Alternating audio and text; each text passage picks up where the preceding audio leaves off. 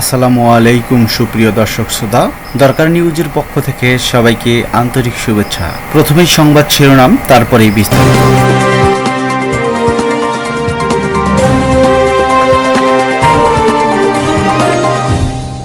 আবারও ভারত সীমান্তে ৬০,০০০-এর বেশি সৈন্য মোতায়েন করেছে চীন। চীন line of actual control LAC ৬০,০০০-এর বেশি সেনা মোতায়েন করেছে বলে দাবি করেছে যুক্তরাষ্ট্রের পররাষ্ট্রমন্ত্রী মাইক পম্পেও।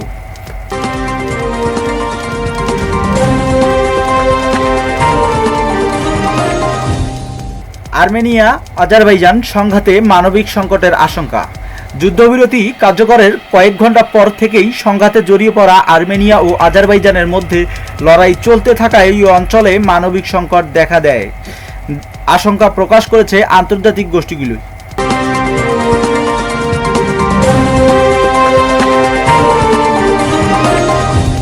এদিকে উইঘুরদের গণহত্যায় সমর্থন দেওয়া ৪৫ দেশকেই স্বৈরতান্ত্রিক বলে আখ্যা দেওয়া হয়েছে। Uyghur American activist Rushan Abbas বলেছেন যে ৪৫টি দেশে চীন উইঘুরদের গণহত্যার প্রতি সমর্থন দিয়ে বিবৃতিতে সই করেছে, তাদের প্রত্যেকটিই স্বৈরতান্ত্রিক শাসন চলছে।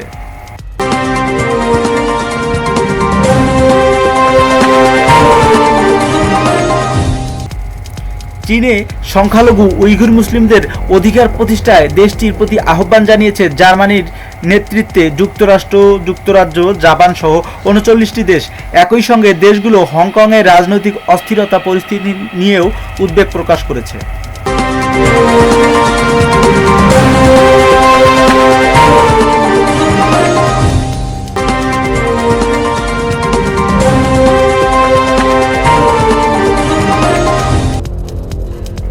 শুনছিলেন সংবাদ শিরোনাম, এবারে বিস্তারিত।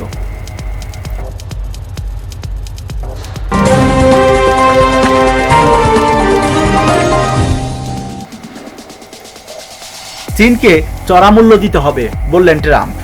চীনের বিরুদ্ধে ফের করোনা ভাইরাস বিশ্বে ছড়িয়ে দেওয়ার অভিযোগ এনেছে যুক্তরাষ্ট্রের প্রেসিডেন্ট ডোনাল্ড ট্রাম্প। একই সঙ্গে এর জন্য চীনকে চড়া মূল্য দিতে হবে বলেও হুঁশিয়ারি দিয়েছেন তিনি। সম্প্রতি টুইটারে পোস্ট করা এক ভিডিওতে তিনি এ হুঁশিয়ারি দেন। খবর জাস্ট আর্থ নিউজের। ভিডিওতে তিনি বলেন, চীন বিশ্বের সঙ্গে যা করেছে তার জন্য তাদের চড়া মূল্য দিতে হবে। প্রতিবেদনে বলা হয়, চীন থেকে করোনা ভাইরাস সারা বিশ্বে ছড়িয়ে পড়েছে, আর এ রোগ থেকে মানুষকে বাঁচাতে বিশ্বের বিভিন্ন দেশ হিমশিম খাচ্ছে। করোনা ভাইরাসে আক্রান্ত হয়ে হাসপাতালে চিকিৎসা নিয়ে হোয়াইট হাউসে ফিরে আসার ৫০ ঘন্টা পর ট্রাম্প এ বার্তা দিলেন। এই ভাইরাসে আক্রান্ত হয়ে যুক্তরাষ্ট্রে সবচেয়ে বেশি প্রাণহানির ঘটনা ঘটেছে। এ পর্যন্ত দেশটিতে মৃত্যু হয়েছে ২,২০,০০০-এর মতো মানুষের। এতে আক্রান্ত হয়েছেন ৮ লাখের কাছাকাছি। ২০১৯ সালের শেষ দিকে চীনের উহান থেকে ছড়িয়ে পড়া করোনা ভাইরাসে এ পর্যন্ত বিশ্বজুড়ে মৃত্যু হয়েছে প্রায় ১০,৭৮,০০০ মানুষের। এতে আক্রান্ত হয়েছেন ৩,৭৪,৭৬,০০০ মানুষ।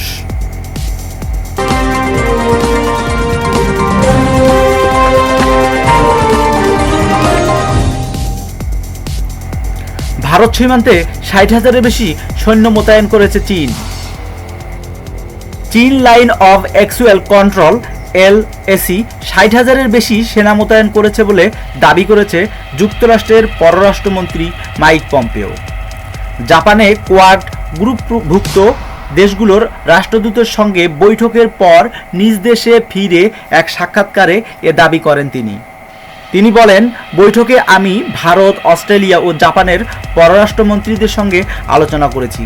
পৃথিবীর অন্যতম বৃহৎ ৪টি গণতান্ত্রিক দেশ যারা বিভিন্নভাবে চীনের কমিউনিস্ট পার্টির কারণে ভোগান্তিতে আছে। এই ইস্যুতে দীর্ঘদিন কোয়াড দলভুক্ত রাষ্ট্রগুলো নিশ্চুপ ছিল, যার কারণে চীনারা তাদের আগ্রাসন অব্যাহত রাখতে সক্ষম হয়েছে। এই সময় তিনি বেইজিংয়ে খারাপ আচরণ এবং ভারত প্রশান্ত মহাসাগরীয় অঞ্চলের দেশগুলোর জন্য হুমকি হয়ে ওঠার সমালোচনাও করেছেন। যুক্তরাষ্ট্র, জাপান, ভারত ও অস্ট্রেলিয়ার পররাষ্ট্রমন্ত্রীরা মঙ্গলবার টোকিওতে বৈঠক করেন। করোনা ভাইরাস মহামারী শুরু হওয়ার পরই এটা ছিল তাদের প্রথম সাক্ষাৎ।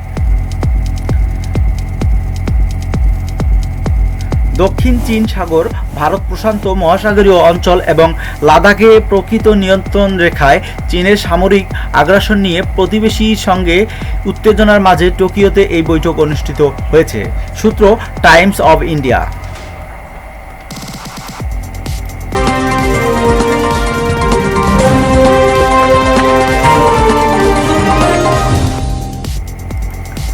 আর্মেনিয়া আজারবাইজান সংঘাতে মানবিক সংকটের আশঙ্কা করা হচ্ছে। যুদ্ধবিরতি কার্যকরের কয়েক ঘন্টা পর থেকেই সংঘাতে জড়িয়ে পড়া আর্মেনিয়া ও আজারবাইজানের মধ্যে লড়াই চলতে থাকায় এই অঞ্চলে মানবিক সংকট দেখা দেওয়ার আশঙ্কা প্রকাশ করেছে আন্তর্জাতিক গোষ্ঠীগুলো। নাগরোনো কারাবাখ ঘিরে লড়াই চালিয়ে আসা আর্মেনিয়া এবং আজারবাইজান 3 দিন আগে যুদ্ধবিরতি করতে রাজি হওয়ার পর মঙ্গলবারও একে অপরের বিরুদ্ধে তা লঙ্ঘনের অভিযোগ করেছে। বিশ্বের শক্তিধর দেশগুলো থেকে লড়াই বন্ধের আহ্বানের পরও ভেস্তে যেতে বসেছে যুদ্ধবিরতি। নাগরোনো কারাবাখের মার্তুনি শহরের গোলা হামলা হতে দেখার কথা জানিয়েছেন রয়টার্সের এক ফটো সাংবাদিক। তাছাড়া রয়টার্সের এক টিভি সাংবাদিকও মঙ্গলবার সকালের দিকে আজারবাইজানের টাটার শহরের কেন্দ্রস্থলে গোলা হামলার কথা জানিয়েছেন। আজারবাইজান বাহিনী আর্মেনিয়া বাহিনীর বিরুদ্ধে ব্যাপকভাবে যুদ্ধবিরতি লঙ্ঘনের অভিযোগ করেছে। এদিকে আজারবাইজানের প্রতিরক্ষা মন্ত্রণালয়ের মুখপাত্র বলেছেন, আর্মেনিয়া গোরানবোয়, আগদাম, টাটার সহ আজেরির অঞ্চলগুলোতে গোলাবর্ষণ করেছে, কিন্তু আজারবাইজান বাহিনী যুদ্ধবিরতি লঙ্ঘন করছে না। আর্মেনিয়ার প্রতিরক্ষা মন্ত্রণালয়ের মুখপাত্র সঙ্গেই এই অভিযোগ অস্বীকার করে বলেছেন, সাময়িকভাবে শান্ত থাকার পর আজেরি বাহিনী আবার সামরিক অভিযান শুরু করেছে। বিতর্কিত নাগরোনো কারাবাখ অঞ্চলে 2 সপ্তাহ ধরে প্রাণঘাতী সংঘর্ষের পর রাশিয়ার উদ্যোগে গত সপ্তাহের শুক্রবার মস্কোয় 10 ঘন্টার আলোচনার পর উভয় পক্ষ অস্থায়ীভাবে যুদ্ধবিরতি ঘোষণা করতে রাজি হয়েছিল। শনিবার স্থানীয় সময় দুপুর 12টা থেকে যুদ্ধবিরতি কার্যকর হয়। এরপর ওই দিন রাত থেকেই দুপক্ষ পাল্টাপাল্টি হামলার অভিযোগ করে আসছে। এই লড়াই অচিরেই এই অঞ্চলে বিপজ্জনক পরিণতি ডেকে আনবে বলে উদ্বেগ দেখা দিয়েছে। মানবিক সংকট এড়াতে অবিলম্বে দুই পক্ষের যুদ্ধবিরতি সত্ত্ব বাস্তবায়ন করার আহ্বান জানিয়েছে মিনস্ক গ্রুপ এবং মার্কিন পররাষ্ট্রমন্ত্রী মাইক পম্পেও। 11 সদস্যের এই মিনস্ক গ্রুপে আছে রাশিয়া এবং তুরস্ক, কিন্তু তুরস্ক নাগরোনো কারাবাখ নিয়ে আলোচনায় জড়িত নয়।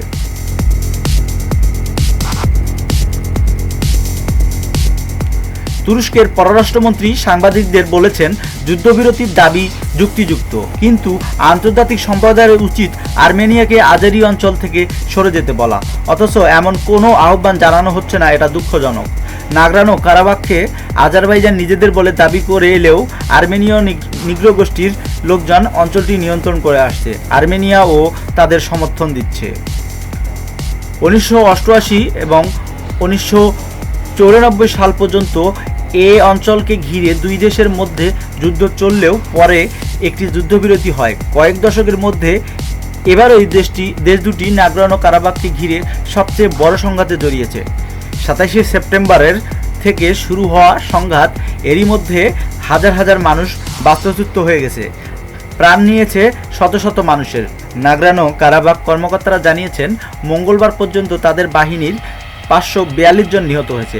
আজারবাইজান জানিয়েছে, লড়াইয়ে এ পর্যন্ত 42 আজেরিন নাগরিক নিহত হয়েছে। সেনা কর্ম মারা গিয়েছে, তারা জানায়নি।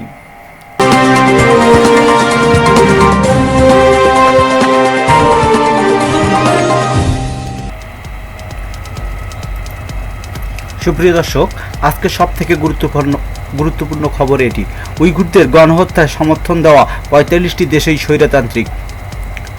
Uyghur American activist Rushan Abbas বলেছেন যে 45টি দেশ চীন উইঘুরদের বিরুদ্ধে গণহত্যার প্রতি সমর্থন দিয়ে বিবৃতিতে সই করেছে, তাদের প্রতিটিতেই স্বৈরতান্ত্রিক শাসন চলছে। তিনি বলেন, উইঘুরদের গণহত্যার প্রতি সমর্থন জানিয়ে বিবৃতিতে সই করেছেন 45টি দেশ। আমি খেয়াল করে দেখলাম, এর বেশিরভাগ দেশেই স্বৈরতান্ত্রিক শাসন ব্যবস্থা চালু রয়েছে, অথবা তাদের সহজেই কেনা যাবে এমন অবস্থানে আছে। চীনের এসব বন্ধু এদের সমর্থন দিয়ে তাদের বর্বর শাসন ব্যবস্থার কথাই প্রকাশ্যে এনেছে। আফ্রিকার যেসব দেশ চীনকে সমর্থন জানিয়েছে, তাদের নেতাদের আধুনিক যুগের উপনিবেশবাদ এবং দাসত্ব নিয়ে পুনরায় চিন্তা করার আহ্বান জানিয়েছেন আব্বাস। আব্বাস আরও বলেন, আফ্রিকান দেশগুলোতে বলতে চাই, ঋণের ফাঁদে ফেলে যখন আপনাদের নিয়ন্ত্রণ তাদের হাতে চলে যাবে তখন আপনাদের কি হবে ভেবে দেখেছেন কি? আপনারা কি আধুনিক যুগের উপর উপনিবেশবাদ এবং দাসত্বের সূচনা করতে চাচ্ছেন? চীন একই পদ্ধতি ব্যবহার করে বিশ্বের নিয়ন্ত্রণ নিতে চাচ্ছে, যেমনটা করেছিল, এবং উইঘুর, তিব্বতীয়, মঙ্গোলীয়, হংকংবাসী এবং আরও অনেকে এ বিষয়ে অনেক মিথ্যা বলেছে। ইসলামিক যে দেশগুলো চীনকে সমর্থন জানিয়েছে তাদের উদ্দেশ্যে আব্বাস বলেন, নিজের বিশ্বাস এবং মুসলমানদের জীবনের উপর যারা চীনের রক্তসেনার টাকা বেছে নিয়েছে তাদের বলতে চাই, আপনারা কি করেছেন? সে ব্যাপারে আপনারা কি সচেতন? আপনাদের সম্মানের কথা ভেবেছেন? ইসলামের বিরুদ্ধে যুদ্ধ ঘোষণা করেছে চীন। আমাদের সতর্কবার্তা মনে রাখবেন, চীন আপনাদের উপর উপনিবেশে পরিণত করতে যাচ্ছে। বিশ্ববাসীকে চীনা কমিউনিস্ট পার্টির বিরুদ্ধে প্রতিবাদ জানানোর আহ্বান জানান আব্বাস। চীনের জিংজিয়াং প্রদেশের বসবাসরত প্রায় 1 কোটি উইঘুর ও অন্য সংখ্যালঘু মুসলমান জনগোষ্ঠীর উপর দীর্ঘদিন যাবৎ নির্যাতন, নিপীড়ন চালিয়ে আসছে চীনা সরকার, যার মূল উদ্দেশ্য জাতিগত গণহত্যা। তো দর্শক, আমাদের এই নিউজ চ্যানেলটি যদি আপনার ভালো লেগে থাকে তাহলে অবশ্যই সাবস্ক্রাইব করে পাশে থাকার নোটিফিকেশন চালু করে দিন আমাদের প্রত্যেকটি নিউজ আপডেট পাওয়ার জন্য, অথবা আমাদের ওয়েবসাইট ভিজিট করতে পারেন www.hpznetwork.live, অথবা আমাদের ফেসবুক ফান পেজে এসে নিউজ সম্বন্ধে দেখতে পারেন, ফেসবুক www.facebook.com/দরকার নেটওয়ার্ক।